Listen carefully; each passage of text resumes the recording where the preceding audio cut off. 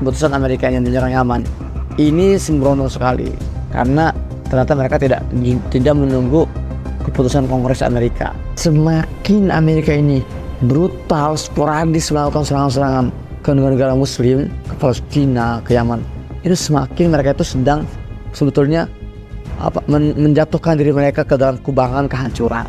Kalian akan terpecah atau akan terbagi menjadi 3 tentara di Syam, tentara di Yaman, tentara di Irak. Orang sahabat ini bertanya, Rasulullah, kalau saya hidup di masa itu, saya harus gabung kemana? Bersabda Rasulullah SAW, kalian gabunglah ke Syam. Bismillahirrahmanirrahim. Assalamualaikum warahmatullahi wabarakatuh. Teman-teman, apa kabar semua? Kembali lagi bersama saya Muhammad Hussein. Teman-teman, akhirnya Inggris dan Amerika nggak tahan melihat keras kepalanya orang-orang Yaman, dan tadi pagi jajah tempur Inggris dan Amerika akhirnya membombardir sejumlah wilayah Yaman di Sanaa. Teman-teman, ada apa dengan fenomena ini? Kenapa Yaman seberani itu? Jadi sebetulnya teman-teman, kalau kita lihat konstelasi peperangan dan konflik yang terjadi beberapa hari terakhir ini semakin jelas mengarah kepada nubuat Nabi Muhammad SAW yang sudah disampaikan 14 abad yang lalu. Subhanallah, 1400 tahun yang lalu Nabi SAW pernah dalam sebuah hadis dari Ibn Hiwalah yang diriwayatkan oleh Abu Daud dan Ahmad. Beliau mengatakan, Nabi SAW bersabda, "Sesirul amr ila an takuna junudan sesirul amr ila an takunu junudan mujannadah. جند في الشام، جند في العراق، جند في اليمن. فقال خير لي يا رسول الله إن أقول ذلك. قال عليكم بالشام فإنه صفات بلاد الله يسكن خيرات من خلقه أو فيما معناه." Nabi SAW pernah bersabda 14 abad yang lalu, bayangkan Pak.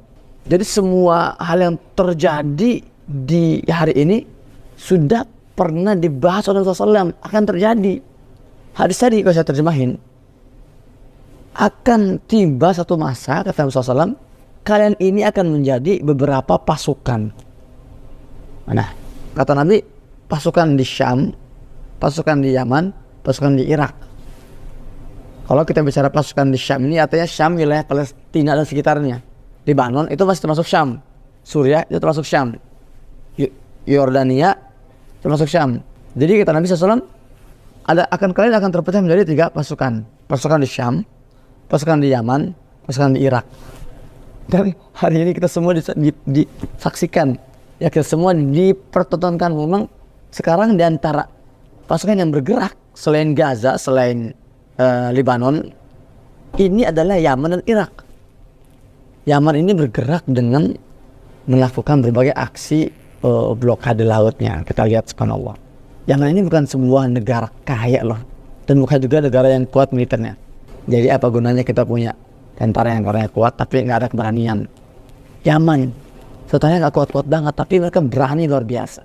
Dan itu mereka berhasil loh memberikan pukulan untuk Zionis dengan mereka memblokade laut milik mereka itu, laut kekuasaan mereka. Itu mereka telah membuat Zionis Israel dan Amerika kerugian puluhan miliar dolar.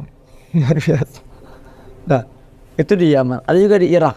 Sama di Irak juga, ketika Gaza ini dibombardir, mereka langsung bergerak juga. Mereka menghantam pangkalan-pangkalan militer Amerika ada di Irak.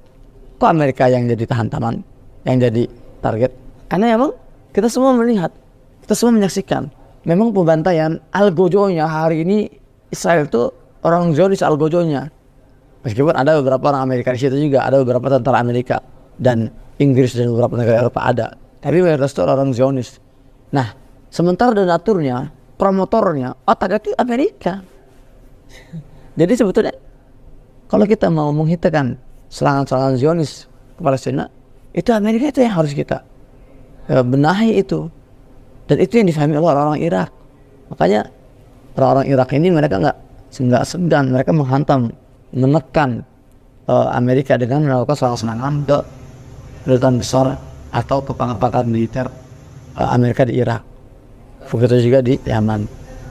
Di Yaman ini juga, ya, mereka pada dasarnya mereka itu menyerang kapal-kapal yang berafiliasi dengan Amerika.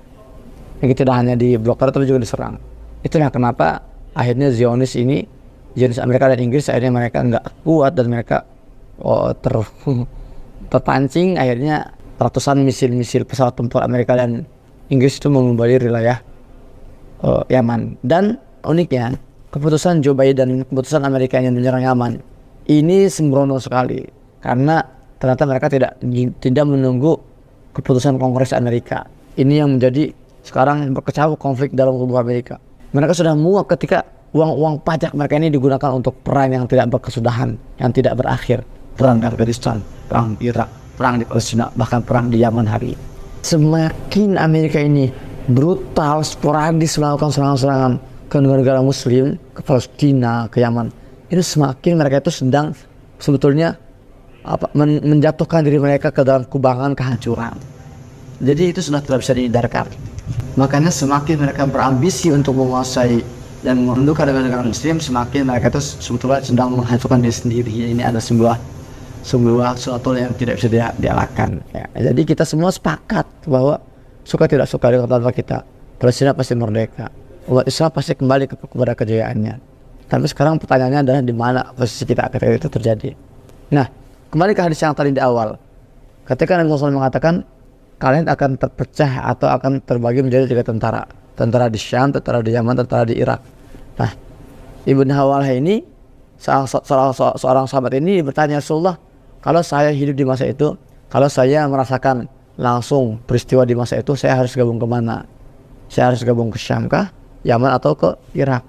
Nah, dengan tegas beliau mengatakan, bersabda Rasulullah SAW, alaika bisyam fa inna sawatu biladillah. Kalian gabungnya ke Syam. Kenapa? Karena Syam ini adalah negeri pilihan Allah. Iskina akhiratuhu min khalqih. Yang Allah sengaja Allah desain untuk dihuni oleh hamba-hamba terbaiknya, bumi Syam.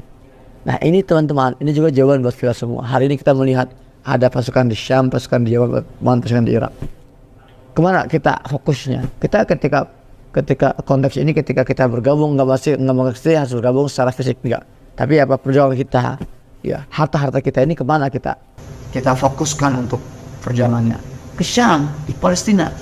Bukan berarti kita nggak bantu yang di Yaman, kita tetap bantu yang di Irak kita tetap bantu. Tapi fokus kita adalah Syam. Karena kata Rasulullah SAW, ini adalah negeri pilihan Allah. Dan kita, ya sebuah kehormatan kalau kita bisa meletakkan harta kita, memposisi tenaga kita, ya memberikan kemampuan kita untuk bisa berkontribusi dalam perjuangan para pasukan Allah di bumi Syam, di Palestina. Masya Allah.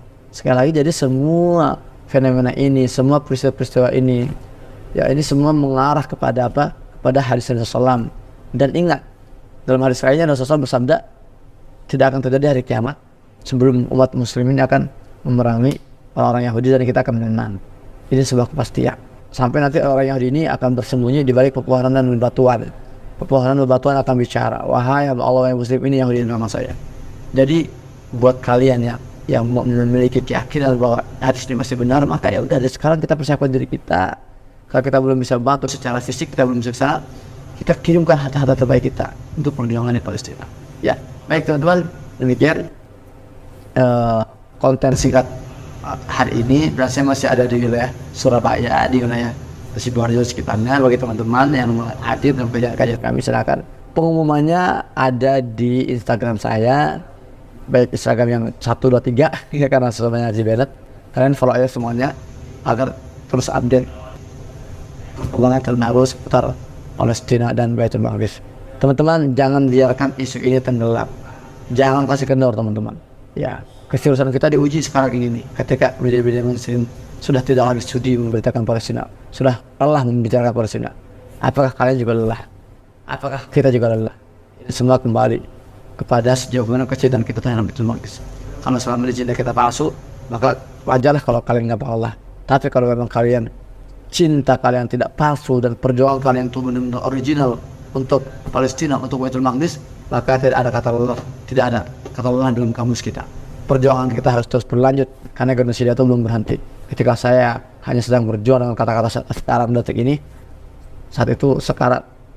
ketika saat ini saya sedang berjuang dengan kata-kata saya, ketahuilah detik ini teman-teman saya di Gaza sedang dibombardir, sebagian sedang berjuang menghancurkan rakyat Gaza. Maka perjuangan kita di Indonesia sangat sederhana.